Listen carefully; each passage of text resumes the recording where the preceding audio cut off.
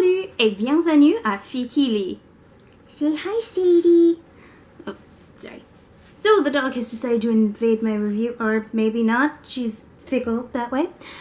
At any rate, today we'll be reviewing Truthwitch by Susan Dennard, and it will be the Magical Aspiring Author Girls Book Club book read for this month. It might end up getting pushed to May because we're students, and students have no time. Not in April and not in May.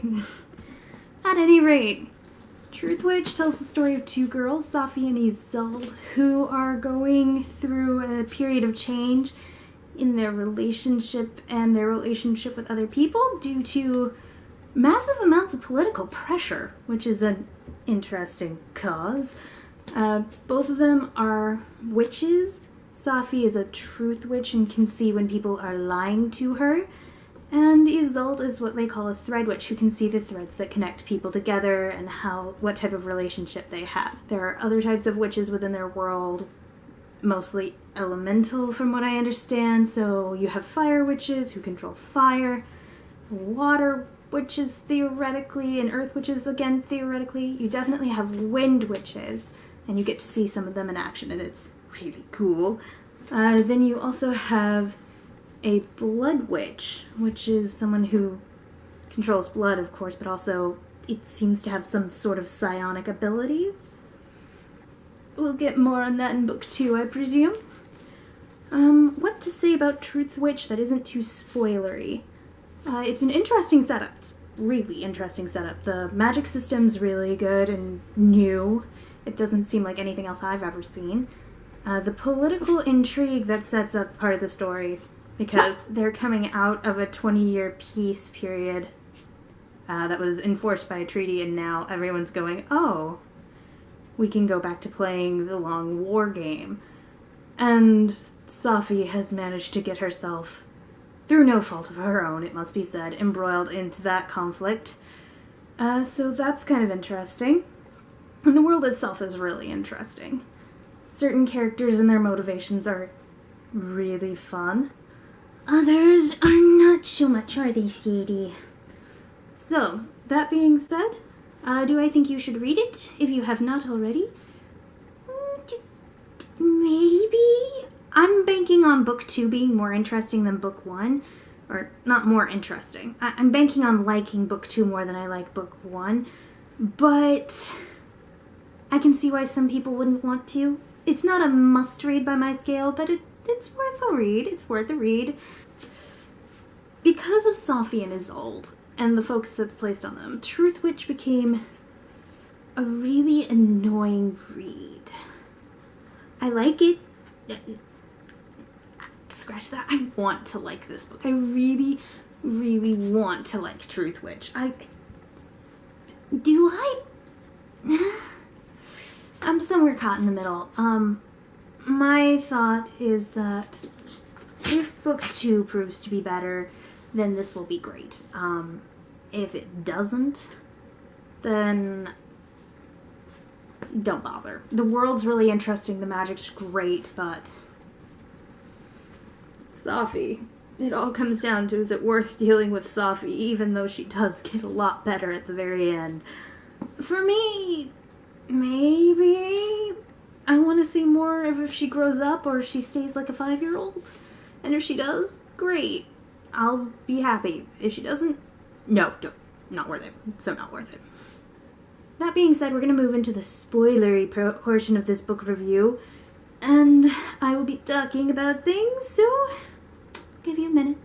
You have a minute to get out if you have not read this book. Shoo. Shoo shoo. Sadie will chase you out if she wants. Okay, that being said. So, for those of you who have read Truthwitch, you know that Safi and Isolde are our main characters. And oh dear God, are they the most annoying people on the planet. They don't seem to have gotten the memo that there are people besides themselves, and yeah, themselves. It is Safi and Isolde against the world, when most of the time it really doesn't have to be. And they just make everything worse. Isolde is better than Sophie about this. And then Sophie.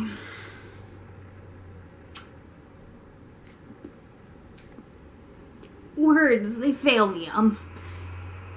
Sophie is spoiled and not spoiled. She's possibly the most irritating person in the entire book. And she's so very determined that she is right, and what she wants and needs is what everyone wants and needs. And she doesn't bother to take a look at anybody else and anybody else's opinions except Isolde's. And even then, she doesn't seem to trust Isolde entirely. Because she thinks Isolde's going to leave or something? Oh, Sophie. That being said, she does seem to be getting better at the very end of the book. She seems to have realized that she does want people to like her. She does want her people to like her in the specific, but if she can't have her people, having Merrick's people like her would be a worthwhile thing, and she's going to protect them if she can. And specifically, she's going to protect Merrick, who she's come to care about, which probably is part of the reason why she's willing to do what she can for him. Thoughts. Isolde, on the other hand, is also both... I don't even know why she sticks with Sophie. She's so, again, very much pro-Sophie and Isolde against the world that it's kind of hard to deal with her. She almost rejects her mother offhand because her mother has a different apprentice. And then because she wants to be with Sophie. Sense. Doesn't have it. And Merrick is one of the few characters that we actually like. Yeah. Merrick and all of his crew actually are really fun and enjoyable characters. He's a nice guy, but if he has to take you out to take care of his people, then that's what he's gonna do. And honestly, I really like and admire that about him. His wind magic is really cool and useful in ways that neither Sophie nor Isolde's magic abilities are. And gosh darn it, why'd you have to like Sophie? I don't understand either. But that is all for today. I will be attempting to post another video in a week or so. Maybe sooner, but probably a week. I hope you enjoyed it. And signing off.